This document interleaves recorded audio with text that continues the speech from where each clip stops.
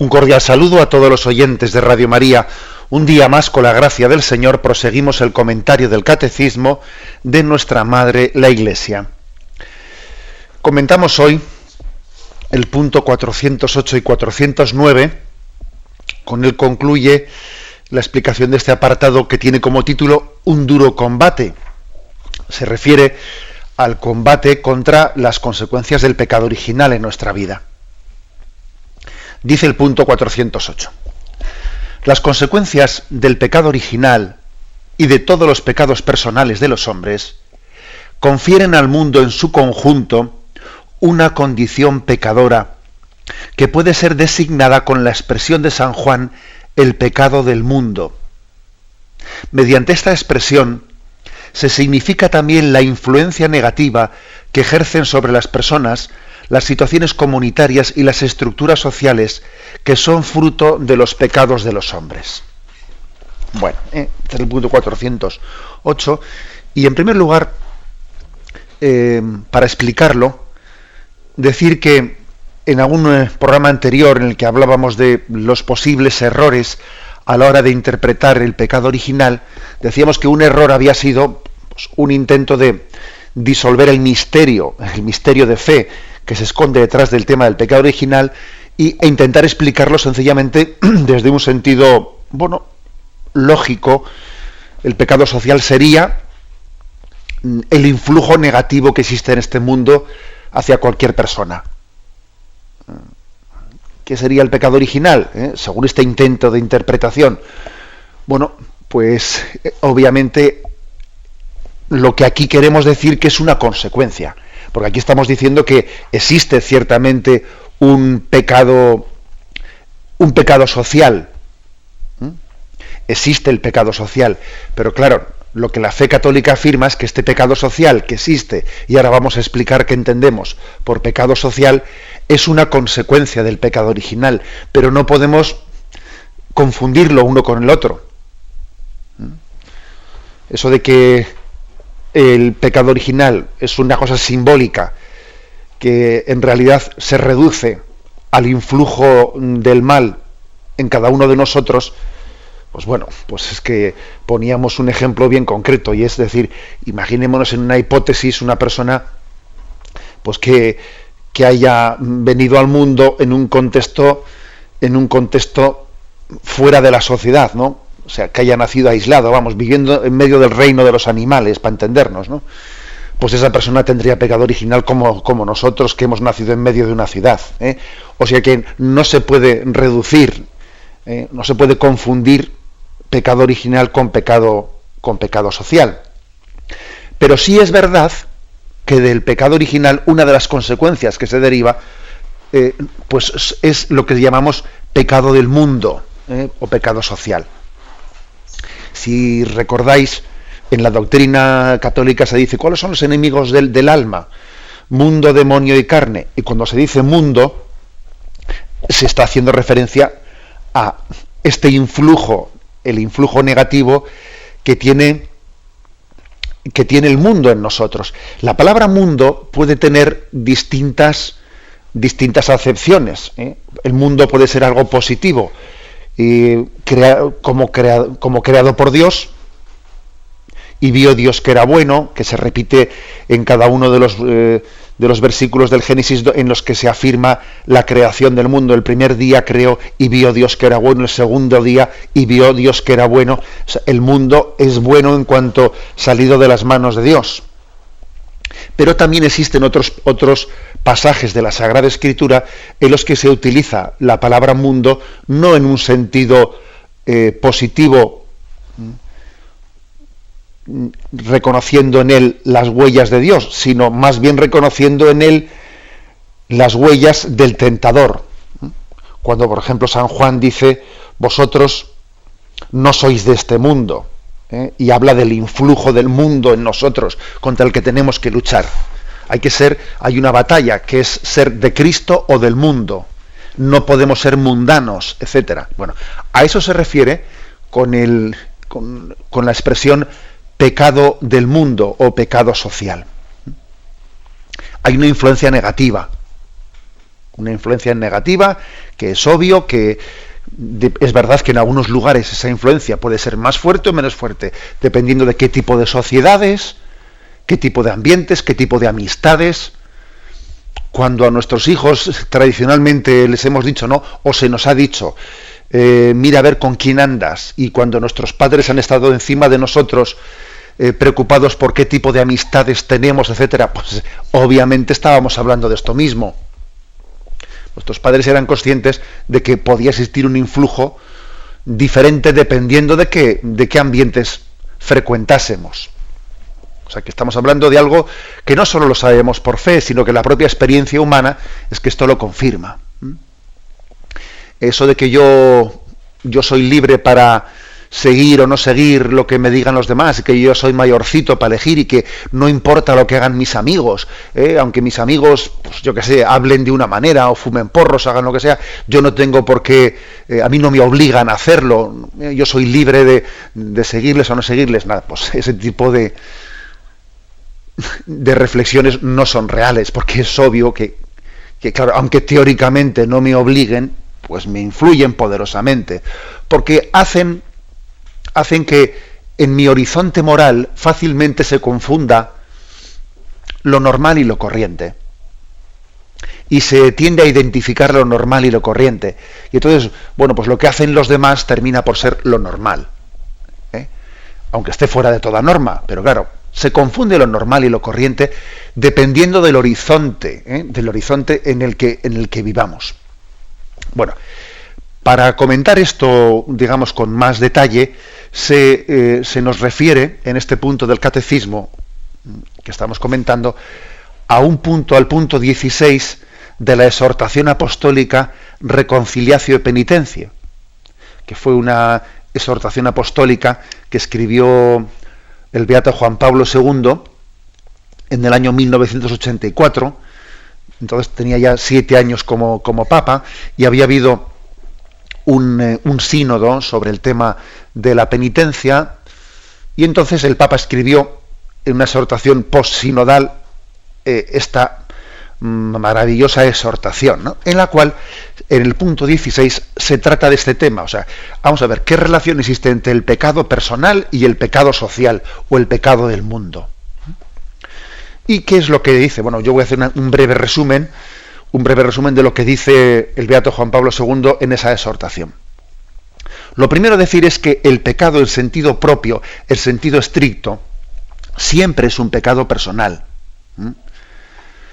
Es verdad que el hombre puede estar condicionado, puede estar apremiado, puede estar empujado por factores externos, y que esos factores externos pueden atenuar en mayor o menor grado nuestra libertad, y por lo tanto nuestra responsabilidad o nuestra culpabilidad. Pero es una verdad de fe, y que también la confirma nuestra experiencia, que la persona humana es libre.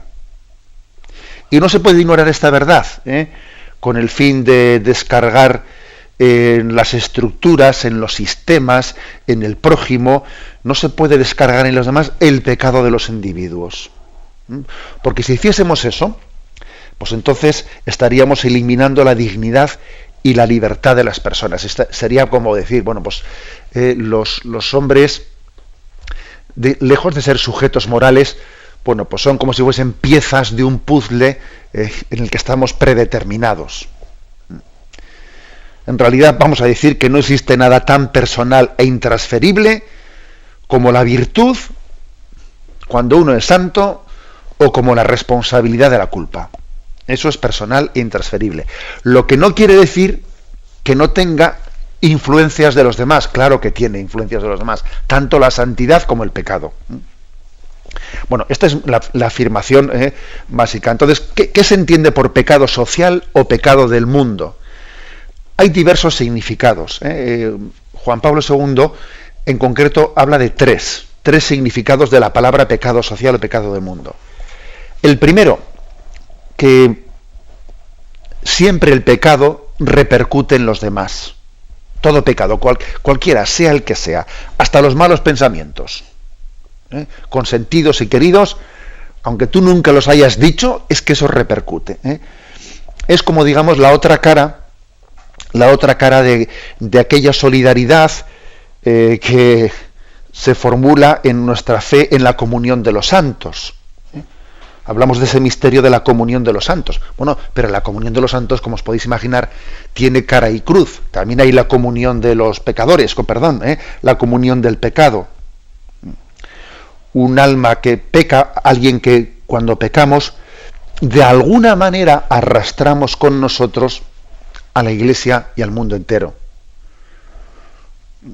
No existe pecado alguno, por más íntimo y secreto que sea, aunque parezca súper individual, que afecte exclusivamente al que lo comete. No existe. Se puede atribuir, bajo este aspecto, ¿no?, dice Juan Pablo II, un primer sentido de la palabra pecado social o pecado del mundo. ¿Por qué? Porque existe una solidaridad del género humano. Porque esto también, por cierto, tiene algo que ver con el tema del pecado original, de cómo nos afecta a todos. Existe una unidad de destino en nosotros. Existe una solidaridad en el género humano. Nos cuesta entenderlo, pero Dios nos ha hecho de manera que, por una parte, cada uno tiene su propia dignidad y responsabilidad, que es intransferible, pero por otra parte, tenemos un influjo común de unos en otros que nos afecta. Bueno, ese es el primer sentido de la palabra pecado social. Hay un segundo, que es que existe un tipo de pecados que son una agresión que por su objeto suponen una agresión directa contra el prójimo. Que esta es la segunda acepción de la palabra. Son especialmente los pecados contra el amor del prójimo, que son graves, ciertamente, porque Jesús nos dijo que era el segundo mandamiento, el amor al prójimo, semejante al primero, dice además Jesús, ¿no? Los pecados que van contra los derechos de las personas, los pecados que van contra la libertad ajena, los pecados contra la dignidad y el honor del prójimo, los pecados cometidos contra el bien común y sus exigencias, contra los derechos de los ciudadanos, les llamamos pecado social en un sentido especial. Por ejemplo, los pecados que puedan cometer por obra o por omisión los dirigentes políticos, económicos, sindicales, los trabajadores, o los empresarios, son pecados sociales, o pecados del mundo especialmente, ¿no?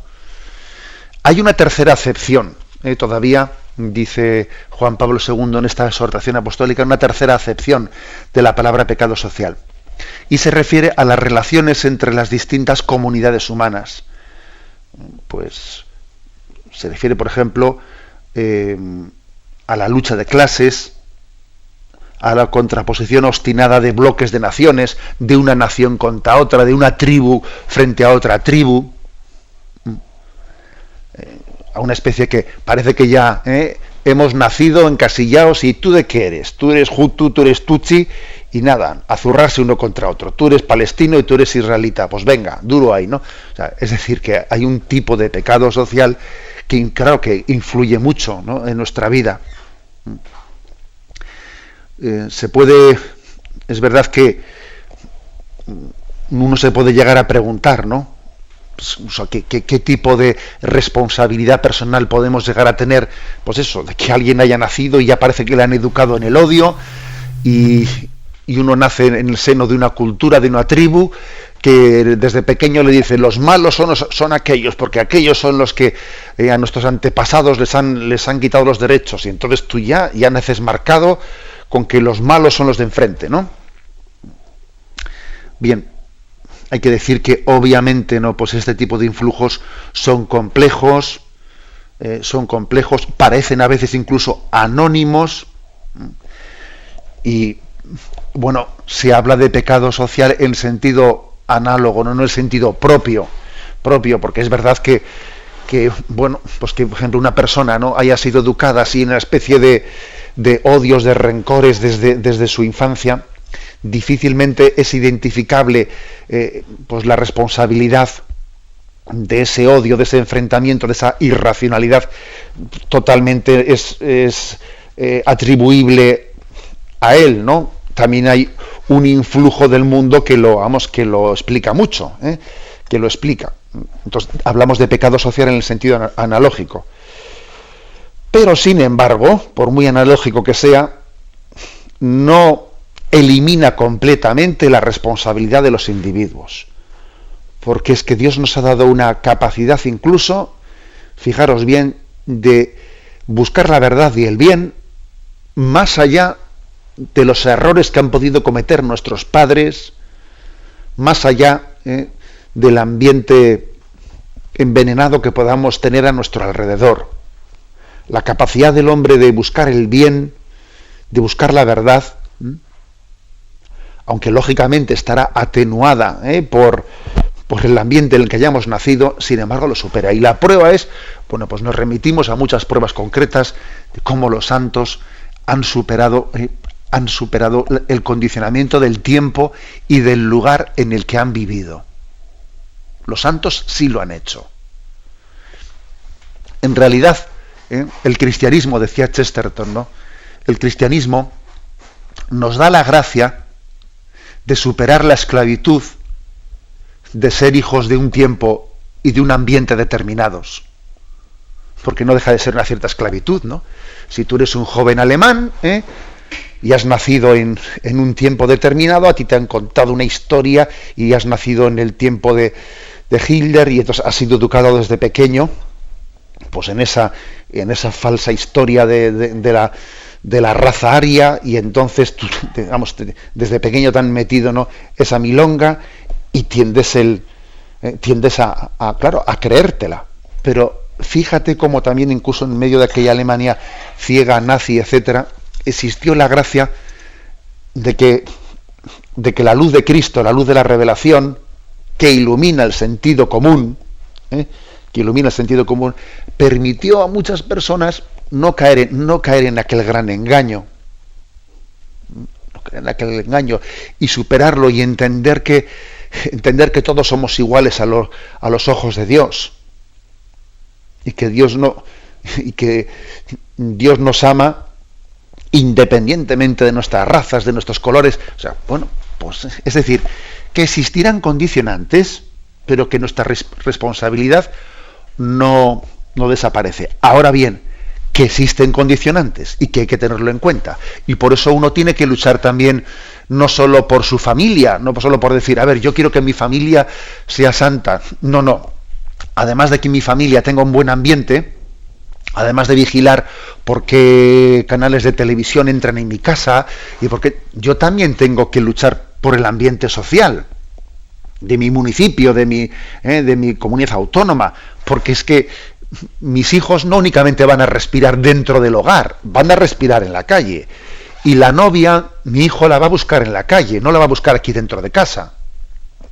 O sea que, por lo tanto, nuestra lucha tiene que ser para que las condiciones del mundo no nos inclinen tanto al pecado.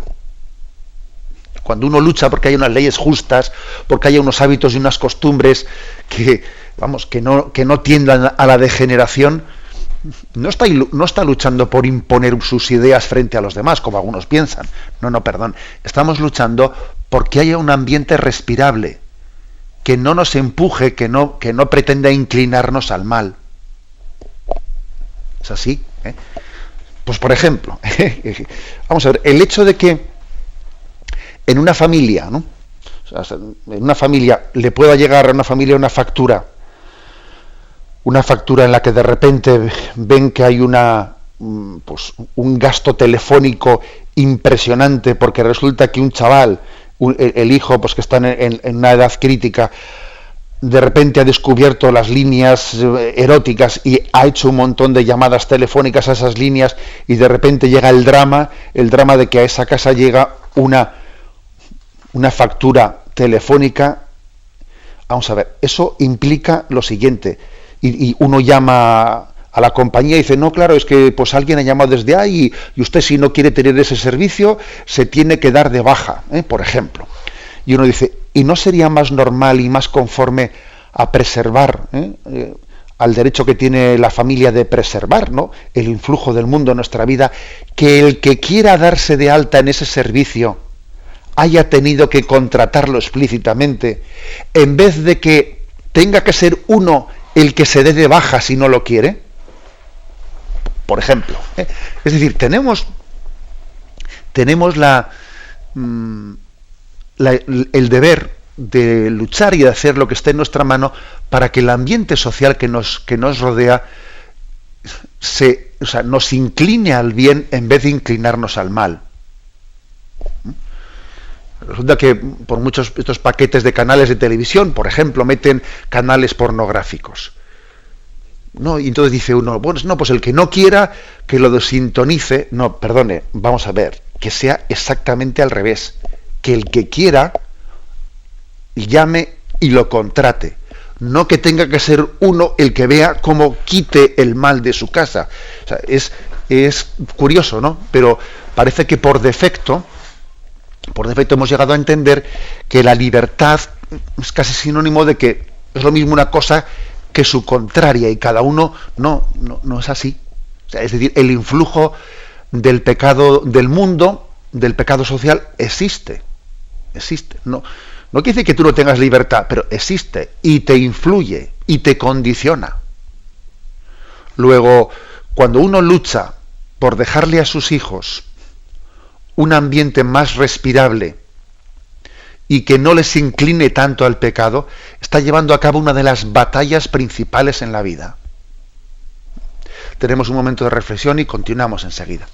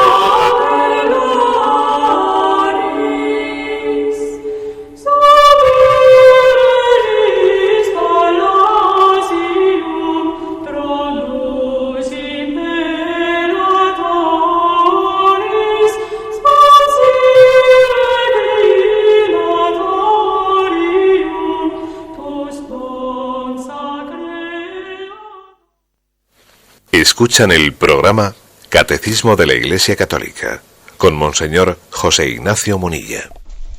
Pasamos al punto 409, con el que se termina este comentario, este apartado, un duro combate. Dice así: esta situación dramática del mundo, que todo entero yace en poder del maligno, hace de la vida del hombre un duro combate. Alguno igual le habrá parecido demasiado duro esto que acabo de leer, esto de que todo el mundo entero yace en poder del maligno. No es una visión excesivamente negativa. Bueno, es que está tomada literalmente de la Sagrada Escritura. Es la primera de Juan, capítulo 5, versículo 19. Todo el mundo entero, o sea, todo el mundo yace bajo el poder del maligno. Es un texto de la palabra de Dios. Ahora bien, es verdad que también hay que leerlo y entenderlo en el contexto de toda la Sagrada Escritura, no sacando este texto de todo el resto del contexto. Por ejemplo, también la Sagrada Escritura dice que Dios no permite que seamos tentados por encima de nuestras fuerzas. La Sagrada Escritura habla claramente de que un descendiente del linaje de la mujer aplastará la cabeza de la serpiente. Y nos habla de la esperanza definitiva de victoria sobre el tentador, porque Cristo le ha vencido y todos aquellos que están unidos a Cristo serán vencedores. O sea que hay que decir que la palabra de Dios hay que leerla en su conjunto. Pero también es verdad que no tenemos que negar este versículo, aunque resulte antipático. O sea, no tenemos que negarlo, que existe un cierto influjo de Satanás en este mundo, no en el sentido de una posesión de una posesión plena o diabólica, pero sí de un influjo muy serio, que nos afecta mucho. También se refiere aquí, por ejemplo, a otro texto, 1 Pedro, capítulo 5, versículo 8. Allí leemos: sed sobrios y velad. Vuestro adversario, el diablo, ronda como león rugiente, buscando a quien devorar. Resistidle firmes en la fe. Bueno, pues este texto de la palabra de Dios está incluido en la liturgia que rezamos en el rezo de completas. En el rezo de completas, a lo largo de la semana, hay algún momento en el que se lee este texto, como la lectura breve de las completas. Sed sobrios y estad alerta, que vuestro enemigo, el diablo, ronda como león rugiente, buscando a quien devorar. Resistidle firmes en la fe. Eso lo leemos en las completas. ¿Y entonces qué? Pues entonces abrámonos a esta realidad que nos describe la palabra de Dios. O sea, es decir, que es que el demonio acecha, que no podemos ser ingenuos, que uno no puede ser, es como si uno va a un combate de boxeo, oye, y no levanta las manos para protegerse la cara, y tiene las manos metidas en los bolsillos, y el boxeador de enfrente, vamos, es que se pone las botas, ¿no? Le da, vamos, a placer. Hombre, pero tú tienes que levantar la guardia. Tienes que levantar la guardia, pero no te das cuenta que el otro te está zurrando como quiere. Bueno, esto es básicamente lo que se dice aquí. O sea, no se dice otra cosa. Diciendo, aquí hay una batalla, aquí hay un combate, y desde luego, pobre de él, el que afronte la vida sin ser consciente de que existe una batalla.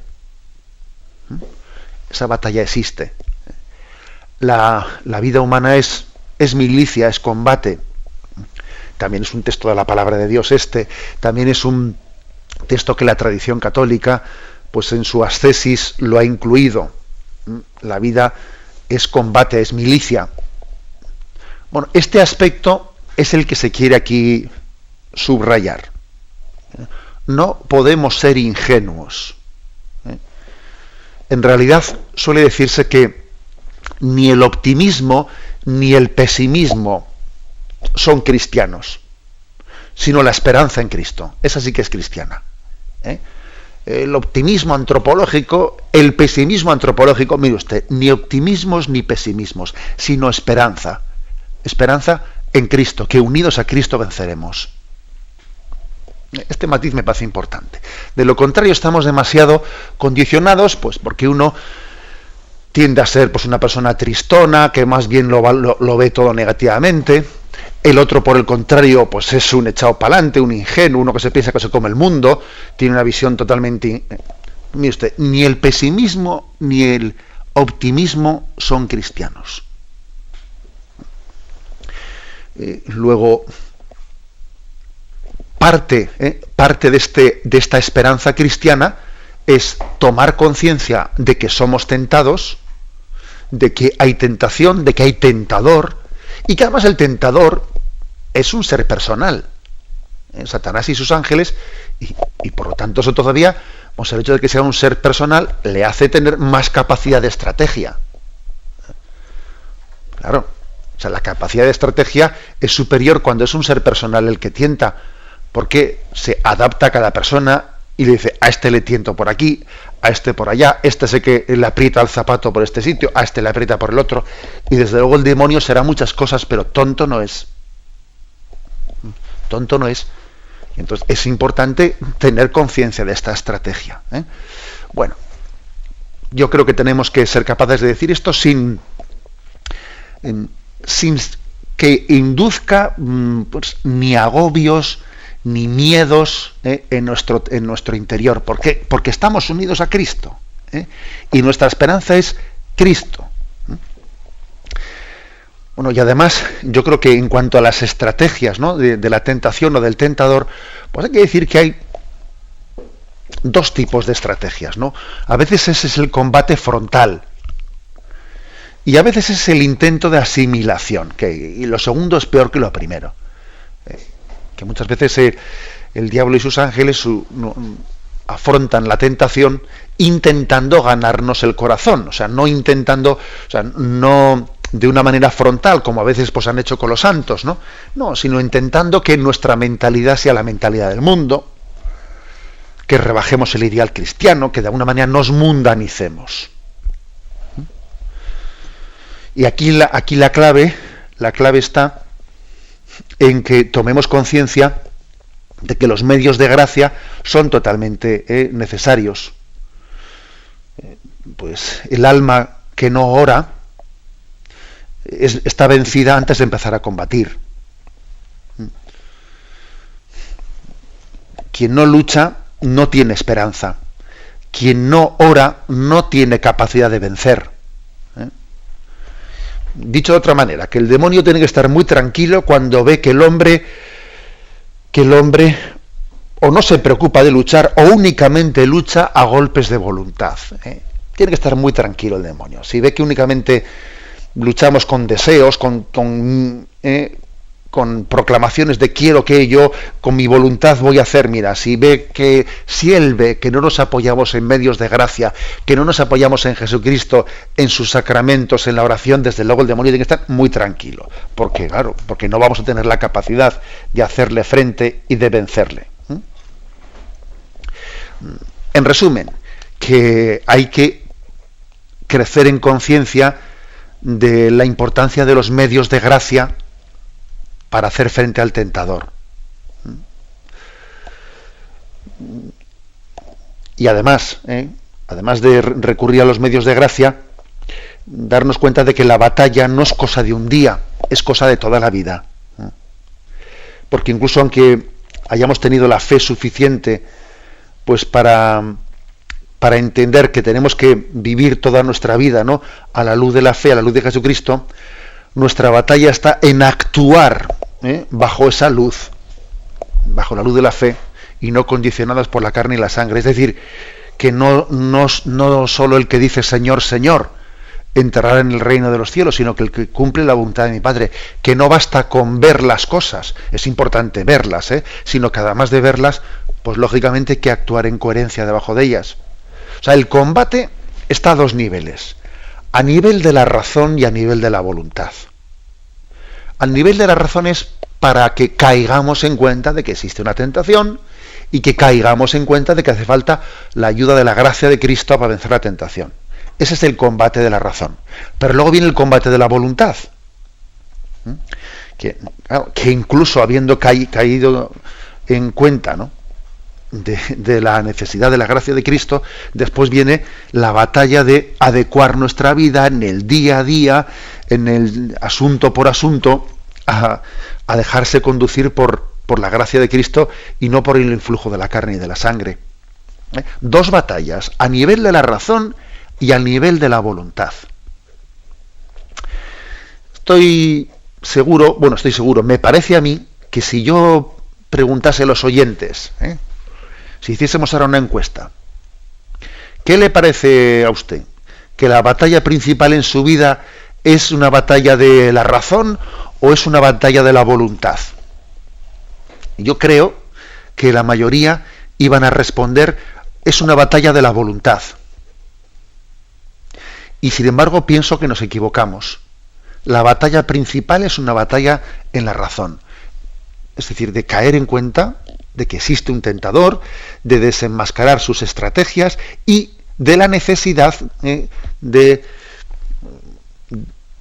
la necesidad de la gracia de Cristo que todos tenemos. A mí me parece que esa es la batalla principal, de la cual se deriva después la batalla de la voluntad. Porque nosotros solemos creer siempre que el problema lo tenemos en la fuerza de voluntad, No, yo creo que el problema lo tenemos en las convicciones.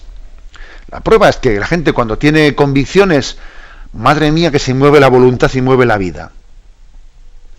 Hay que ver, a veces, para pecar, cuánto se esfuerza la gente y qué fuerza de voluntad tiene para pecar. Bueno, o sea que lógicamente son las dos cosas, ¿no? La batalla que tiene lugar en la razón y la batalla que tiene lugar en la voluntad para ordenar nuestras pasiones y nuestros sentidos, ¿no? Pero, bueno, aquí lo importante es ser conscientes, ¿no?, de que hay un duro combate, así lo dice, ¿no?, el catecismo, y que ese duro combate tiene una bandera a la cual nos queremos acoger, ¿no? Que es la bandera de la cruz. Nosotros llevamos adelante ese combate bajo la bandera de la cruz de Cristo. Tenemos un momento de reflexión y continuamos enseguida. Continuamos en esta edición del Catecismo, concluyendo el comentario con el título de Un duro combate, el combate frente al pecado. Termina la explicación del Catecismo con una cita de la Gaudium et Spes, la Constitución Apostólica sobre esa relación de la Iglesia con el mundo, capítulo 37, párrafo segundo, que dice así: a través de toda la historia del hombre se extiende una dura batalla contra los poderes de las tinieblas que, iniciada ya desde el origen del mundo, durará hasta el último día, según dice el Señor. Inserto en esta lucha, el hombre debe combatir continuamente para adherirse al bien, y no sin grandes trabajos, con la ayuda de la gracia de Dios, es capaz de lograr la unidad en sí mismo. Primero destacar que este es un texto del Concilio Vaticano II, de la Constitución, en la que la Iglesia habló de su relación con el mundo. Que a veces se ha hecho una visión del Vaticano II como si, fuese un momento en el que la Iglesia hubiese casi negado la tradición anterior y hubiese presentado un panorama en el que no tenemos ya ni que luchar contra el pecado y vamos a leer el Vaticano II y no hacer de él una caricatura. Aquí habla claramente de que aquí existe una batalla que nos va a durar hasta el final. Por cierto, dice, una batalla que comenzó en el origen del mundo, con el pecado original, y que durará hasta el último día. O sea, que la tentación va a estar hasta el final. Que incluso es un error pensar, y ahora lo digo por las personas mayores, pues que yo cuando era joven tenía tentación. No, aquí la tentación, pues es que suele terminar un cuarto de hora después, ¿no?, de haber muerto. Eso lo digo en broma, claro. Pues es que es así, es así, y hay tentaciones muy distintas, y a lo largo de la vida, las tentaciones son muy camaleónicas, se adaptan mucho a las situaciones. Se adaptan mucho, pero en el fondo uno rasca un poco, y se da cuenta que es el mismo, el tentador, es el mismo que se adapta a esta situación, luego se adapta a la otra. En el fondo es una soberbia disfrazada de una cosa cuando somos adolescentes, disfrazada de otra cuando somos adultos, cuando somos ancianos, etcétera, etcétera, etcétera. O sea que habéis escuchado en alguna ocasión esa expresión que dice, ¿no?, que los defectos de joven son manías de mayor. Y a veces, pues claro, que aunque el panorama externo pueda cambiar mucho, en el fondo la tentación es la tentación y se va un poco reeditando en distintas etapas de la vida. Bueno, por cierto, es un error pensar que cuando uno ya alcanza determinada edad, pues yo ya en este momento de mi vida no tendré un tipo de tentaciones, pero tendré otras, tentaciones de desesperanza, de tristeza. Igual no tengo un tipo de tentaciones como tenía cuando era adolescente, pero tendré otras. En la vida espiritual, cuando uno lee la vida de los santos, ve que los santos han mantenido combates fuertes y potentes, ¿no?, en los últimos momentos de su vida. Luego, como dice aquí, esta batalla comenzó en los orígenes del mundo y durará hasta el último día, así dice ese texto de la Gaudium et Spes. Bien, y entonces invita el Concilio Vaticano II a no abstenerse en esta batalla, sino diciendo, yo estoy metido en esta lucha y yo no puedo ver los toros desde la barrera, o no puedo estar yo viendo llover desde fuera del cristal, porque es que nadie está en una campanita de cristal fuera. No, aquí todos estamos implicados en esta lucha. Y dice, y no sin grandes trabajos. No sin grandes trabajos. O sea, existe una batalla que tenemos que darla. Y de esa manera, me llama la atención esta expresión final, fijaros, seremos capaces de lograr la unidad en nosotros mismos. Es decir, que el pecado tiende a dispersarnos, a dividirnos dentro de nosotros. uno de los primeros influjos del pecado es que uno pierde la propia integridad, está interiormente dividido, ¿no? Está como separado de sus ideales, está fracturado interiormente. Y sin embargo, la gracia lleva a cabo una obra de restauración, de que tengamos una unidad de vida, que no estemos dispersos interiormente, ¿no? Que seamos íntegros. Entonces, tener unidad de vida, tener integridad interior, o sea, estar interiormente, pues, madurados, ¿no? Ser maduros en el sentido de que el querer, el juzgar, el sentir, etcétera, todo ello se conjugue, ¿no? Y eso es un don muy grande. Eso es una de las, está íntimamente ligado a la felicidad. Pero claro, aquí la felicidad tiene un precio. Y el precio de la felicidad es la fidelidad. Es la fidelidad que con la gracia de Cristo es posible, y con la gracia de Cristo es posible, ¿no? Pues que nuestros enemigos sean, que el enemigo de la felicidad, que es el pecado, nuestros pecados sean combatidos, ¿no? Y además con esperanza de ser vencidos, ¿eh? Bueno, pues este es el mensaje con el que el catecismo concluye esta explicación, diciendo un duro combate. Lo dejamos aquí, damos paso ahora a la intervención de los oyentes. Podéis llamar para formular vuestras preguntas al teléfono 917-107-700. 917-107-700. Con Monseñor José Ignacio Munilla. Sí, buenos días, ¿con quién hablamos? Buenos días, Monseñor. Adelante. Soy María Ángeles de Mallorca. Adelante. Mire, quería hacerle dos preguntitas breves. Estuve, hablando con mi suegro, a veces hablamos del tema de Dios y tal, y le dije, él dice, pues hay tantas cosas que por ejemplo, que la Iglesia tiene mucho dinero y tal, y dice, y los sacerdotes a veces, pues, que no son lo que uno espera a veces, ¿no? Y yo le dije, pues si uno, no por uno, vamos a dejar de ir a la iglesia o de pensar que él es débil también y por ejemplo, los sacerdotes o un bombero o cualquier persona, pues son personas y también caen, pero yo digo, pues el Señor está ahí y hay que ir al Señor. Tenemos en mi parroquia un sacerdote, que no es que sea mala persona, es una persona de Dios y el Señor lo ha puesto ahí, pero claro, se quejan de decir que no trata a los feligreses como debía tratarlos, ¿no? O sea, con cariño y es un poquito, es como seco, como que a veces se queda una persona pues parada diciendo, no le da confianza.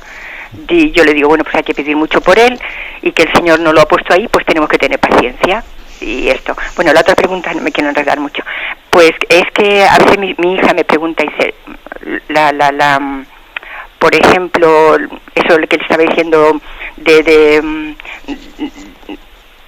la que tiene la Iglesia tiene mucho dinero o algo así, y dice, pues ¿por qué no se lo da a los pobres? Y eso, y yo le dije, pues que no te puedo explicar, y a veces me quedo como parada y no sé qué decirle, y solamente quiero que se acerquen al Señor, o quizás yo a veces me equivoque como para hablarles con ellos y a veces me quedo bloqueada y no sé cómo explicárselo.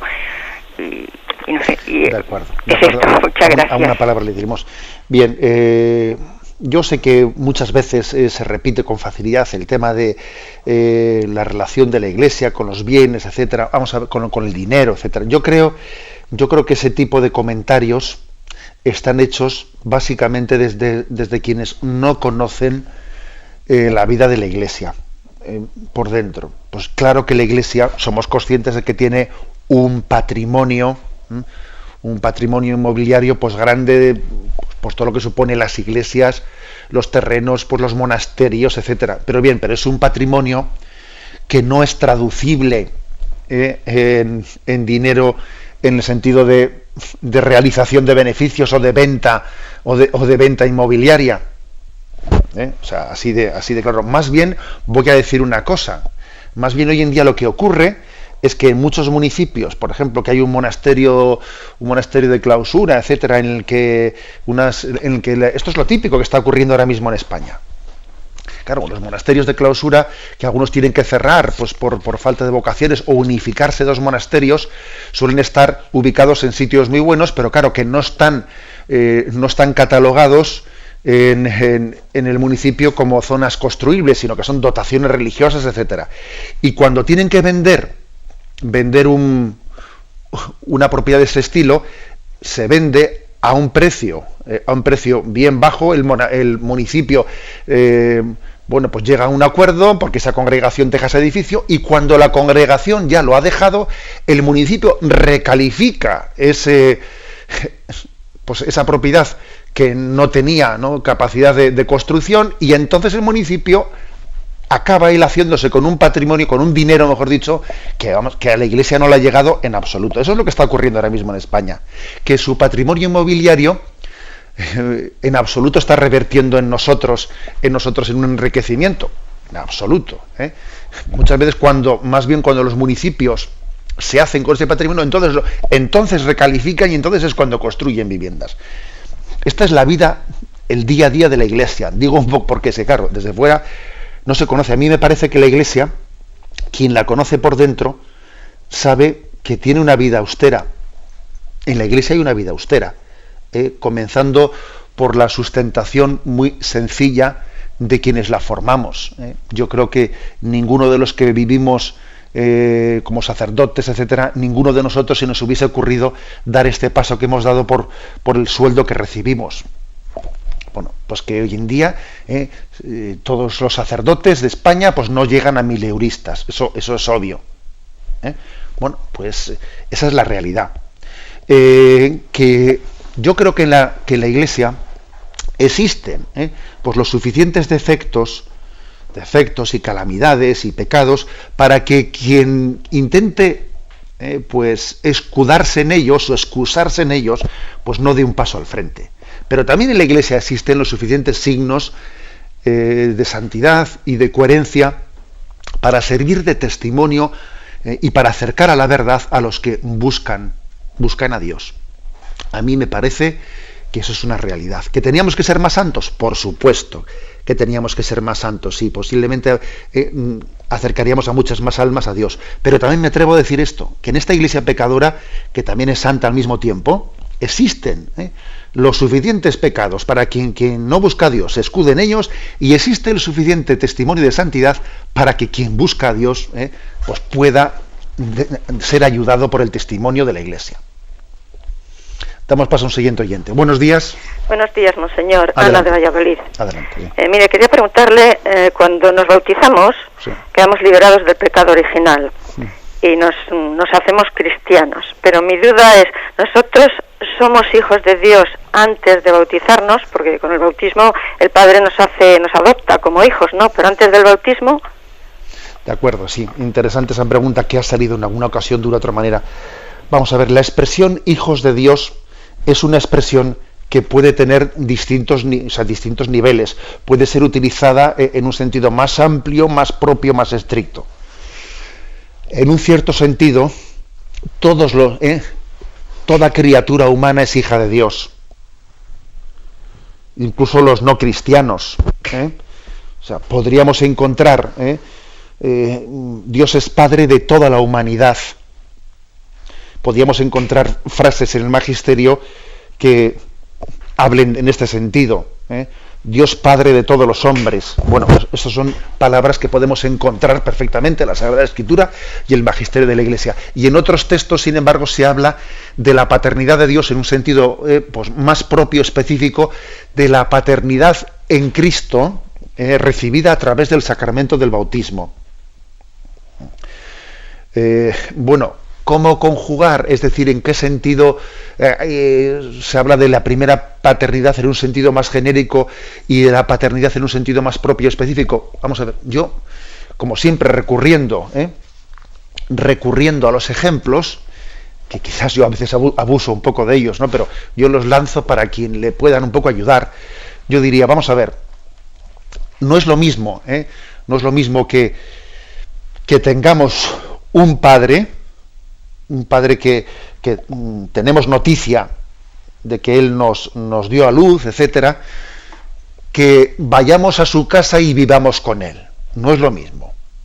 Y es verdad que es padre de todos, pero él nos hace un llamamiento a vivir en su intimidad y a vivir en su casa. Y eso sería el bautismo. Y eso sería pues una relación explícita de filiación con él en Jesucristo. Pongo este ejemplo para que quien le ayude pues se pueda servir de él. No es lo mismo que tengamos un padre que tengo noticia de que nací pero parece que no he dado los pasos, ¿no?, que yo pudiera dar para que no solo saber que existió, sino acercarme a él, entrar en su casa con todo lo que supone, entrar en su casa y vivir bajo el signo de su gracia paternal. Damos paso a un siguiente oyente. Buenos días. Buenos días, padre. Sí. Muchas gracias por escucharnos. Vamos a ver, yo quería dar un poco mi experiencia en este proceso de querer buscar a Dios y luchar pues contra el pecado, pero más que nada la necesidad interior de buscar la verdad. Pues eso que ha dicho usted de que hay que poner la razón a la búsqueda de Dios y las convicciones y la voluntad, pues mira, a veces es que están dañados, ¿no? Porque es como si...